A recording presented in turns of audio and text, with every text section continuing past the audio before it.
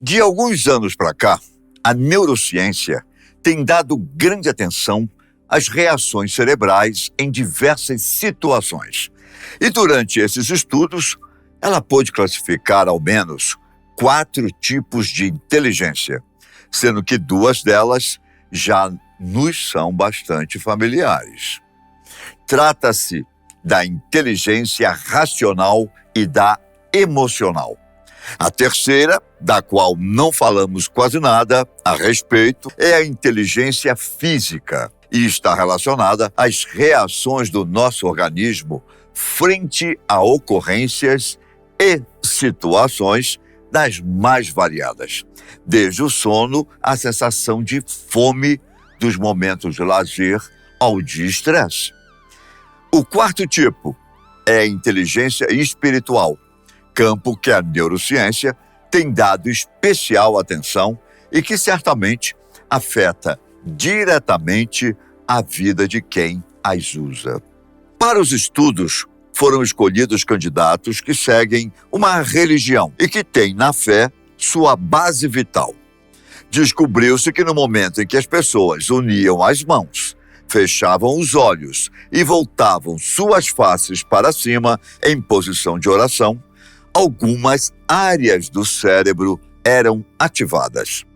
Estas áreas são responsáveis pela produção do ácido gama-aminobutírico, ou GABA, um neurotransmissor que traz sensações de relaxamento, sono e concentração, e também pelo aumento de ocitocina, que é o hormônio vinculado à aprendizagem, ao prazer e ao amor.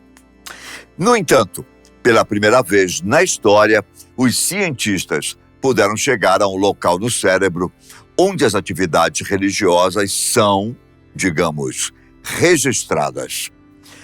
A este local deram o singelo nome de ponto de Deus.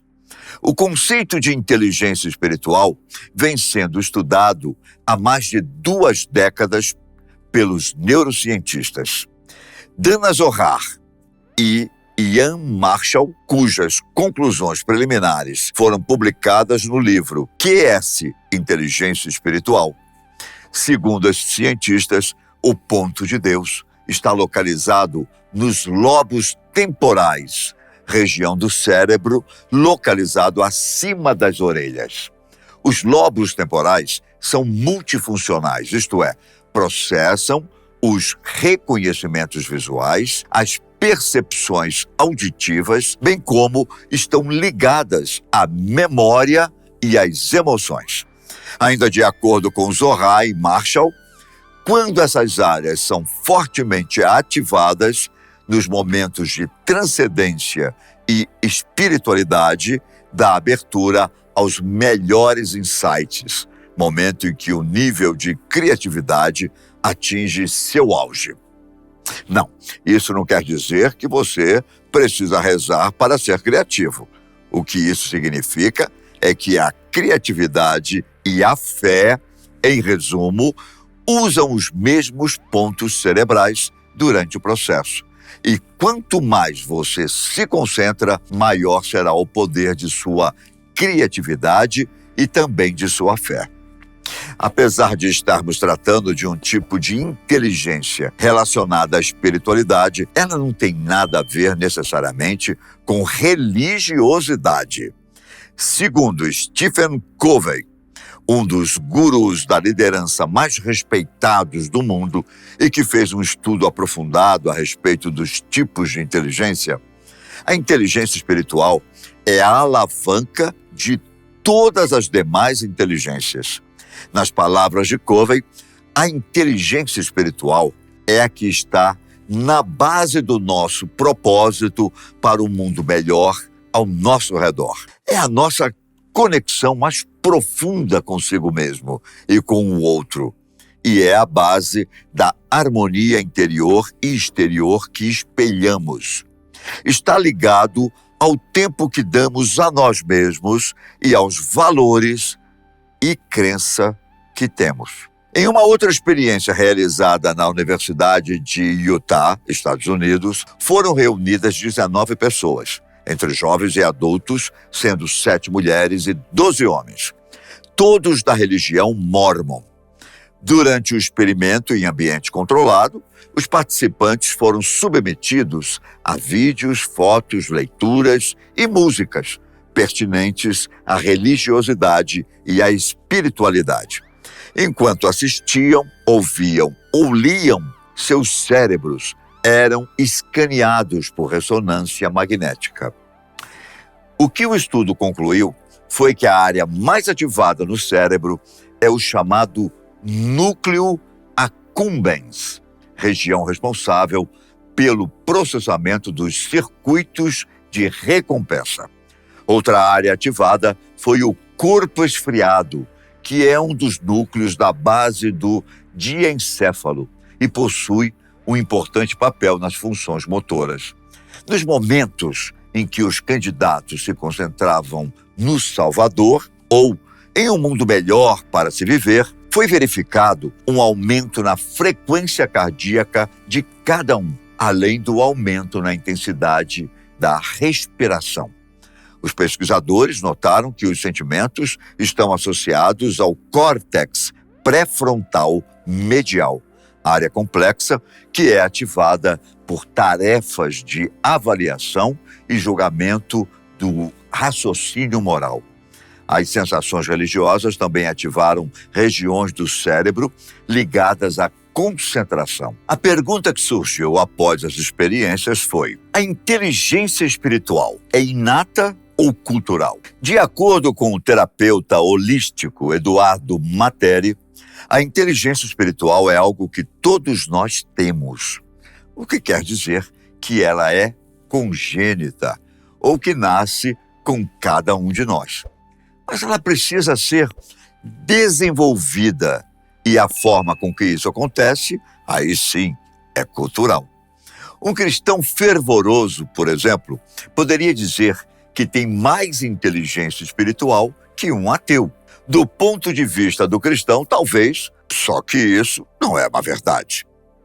Uma vez que o ponto de Deus não tem vínculo com qualquer religião, e nem mesmo diretamente com Deus, mas sim com os hormônios que afloram as melhores sensações nos momentos de introspecção e concentração, um ateu também pode ativar essas regiões, mesmo que por um viés diferente do usado pelo cristão. Caso fosse assim, seria impossível a um publicitário ateu elaborar uma propaganda premiada, como já aconteceu algumas vezes.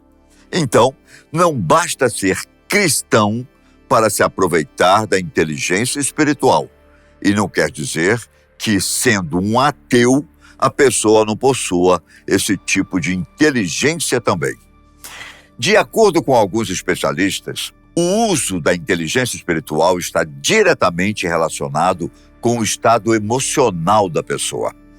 Fabrício Nogueira, por exemplo, diz que para ativar esse tipo de inteligência é fundamental que outras 2 inteligências estejam em perfeito equilíbrio, que são as inteligências emocional e a racional.